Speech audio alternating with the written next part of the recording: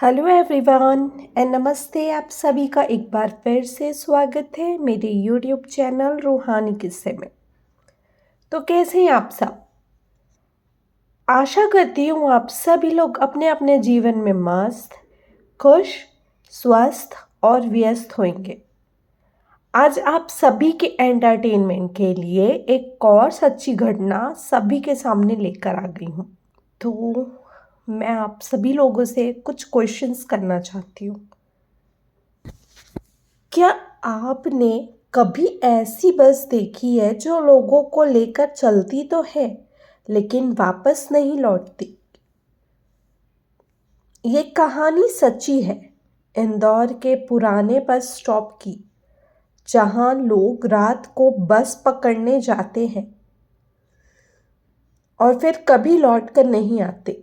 ये कहानी मैंने खुद सुनी थी उस शख्स से जो मौत के मुंह से वापस लौटा। कभी सोचा है, अगर आपके सामने एक बस आए और उसका ड्राइवर आपको अजीब मुस्कान के साथ बुलाए, तो क्या आप उसमें बैठेंगे?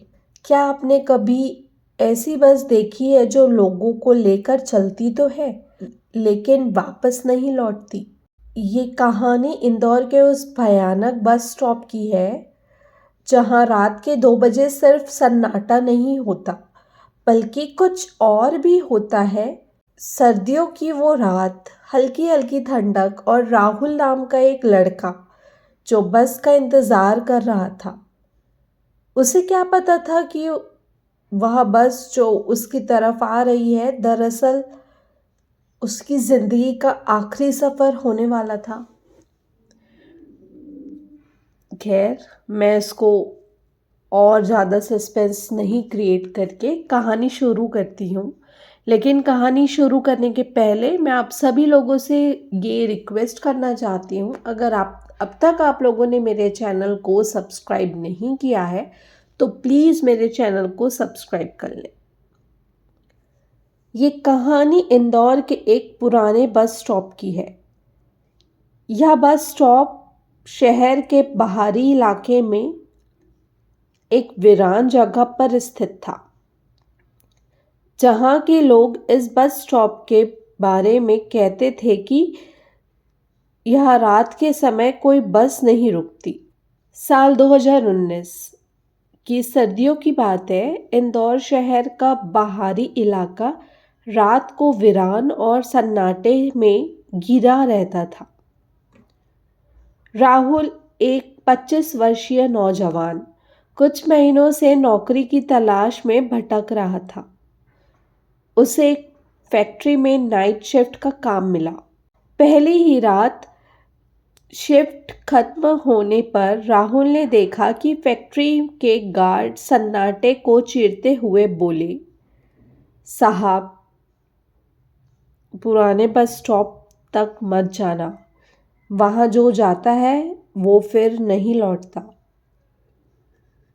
राहुल ने गार्ड की बात को मजाक समझकर अनसुना कर दिया और हंसते हुए बोला, भाई, मैं भूत वूत पे यकीन नहीं करता।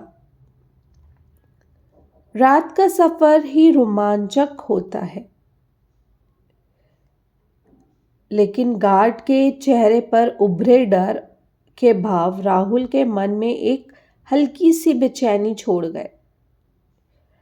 राहुल जब उस पुराने बस स्टॉप पर पहुंचा तो सन्नाटा काटने को दौड़ रहा था। हवा तक स्थिर लग रही थी। स्ट्रीट लाइट कमजोर रोशनी में टिमटिमा रही थी। जर्जर बेंच और टूटा हुआ बस स्टॉप का बोर्ड उसके पुराने इतिहास की गवाही दे रहा था। वह बेंच पर बैठ गया और मोबाइल पर टाइम देखा। रात के 2:10। अचानक उसे लगा कि कोई उसकी तरफ देख रहा है। उसने इधर उधर नजर घुमाई लेकिन वहां कोई नहीं था। दूर एक सुनसान पेड़ के नीचे परछाई सी हिलती नजर आई। तभी एक हल्की सी आवाज हुई, जैसे कोई फुसफुसा रहा हो।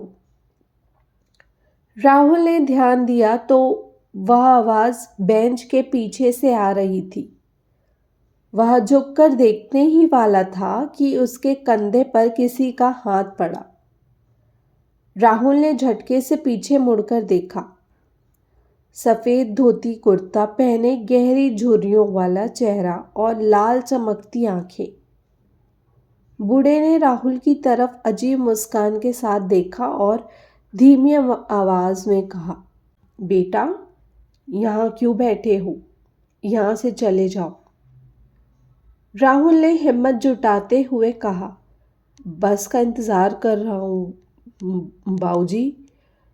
बूढ़ा आदमी कुछ बोलने ही वाला था, तभी एक तेज सीटी बजी और दूर से एक पुरानी जर्जर बस आती दिखाई दी। बस की हेडलाइट्स धुंधली थी और उसकी बॉडी जगह जगह से टूटी हुई लग रही थी। बस का नंबर धुंधला था। ड्राइवर ने खिड़की से बाहर झांककर एक अजीब मुस्कान के साथ कहा, आ जाओ, ये आखिरी बस है। राहुल थोड़ा झिझका, लेकिन वह डर को झटक कर बस में चढ़ गया। बस के अंदर घना अंधेरा था। सिर्फ बीच की लाइट हल्की जल रही थी। बस पूरी तरह खाली थी। राहुल ने ड्राइवर को देखा।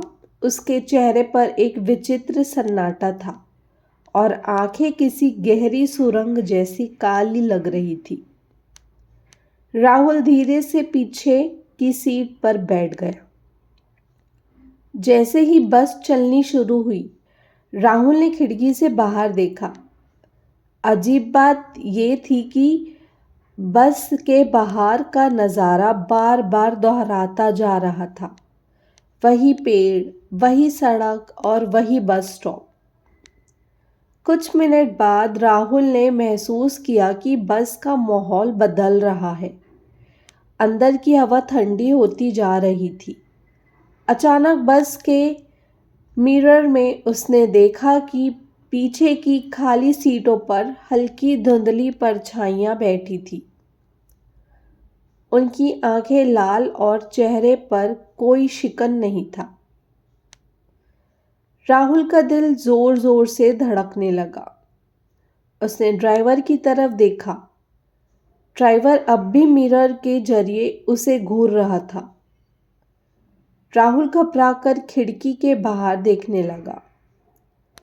तभी उसे महसूस हुआ कि बस की स्पीड धीरे धीरे कम हो रही है। अचानक एक आवाज़ आई, उतर जाओ, तुम्हारा स्टॉप आ गया। राहुल ने देखा कि बस उसी जगह रुक गई थी जहां से वह चढ़ा था। लेकिन यहाँ एक अजीब सी बात थी। बस स्टॉप की हालत अब और भी खतरनाक लग रही थी। हवा में सड़न फैली हुई थी और हर चीज़ सड़ी हुई लग रही थी। तभी उस बस का दरवाज़ा खुला और वही बूढ़ा आदमी अंदर आया। बूढ़े ने राहुल की तरफ देखा और झुकी आवाज़ में कहा, चलो, अब मेरे साथ चलो। राहुल का पूरा शरीर पसीने में डूब चुका था। वह चीखते हुए सीट से उठा, लेकिन उसके पैर जैसे जम गए थे। बूढ़े आदमी ने राहुल का हाथ पकड़ लिया और कहा, तुमने मना करने के बावजूद इस बस में चढ़ने की गलती की। चलो, इससे पहले कि ये तुम्हें ले जाए। अचानक राहुल ने महसूस किया कि बाकी सभी परछाइयां उसकी तरफ देख रही थी। उनका चेहरा धीरे धीरे बिगड़ने लगा। ड्राइवर अब सीट पर नहीं था। उसके कपड़े खाली लटक रहे थे। बूढ़े आदमी ने राहुल को घसीटते हुए बस के दरवाजे से बाहर खींचा। जैसे ही वह बाहर निकला, बस जोर की आवाज़ के साथ हवा में गायब हो गई। राहुल जमीन पर गिरा और बेहोश हो गया। अगली सुबह जब उसकी आंखें खुली तो वह उसी पुराने बस स्टॉप पर खड़ा था।